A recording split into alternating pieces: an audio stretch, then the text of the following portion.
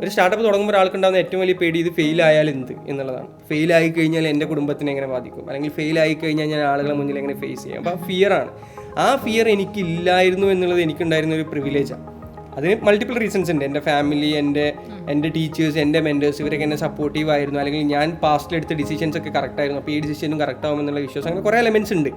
But ultimately ആ fear ഇല്ലാതിരിക്കണമെങ്കിൽ ശരിക്കും കുട്ടികൾക്ക് ഇവിടെ പുതിയ കാര്യങ്ങൾ ട്രൈ ഔട്ട് ചെയ്യാനുള്ളൊരു സ്പേസ് വേണം.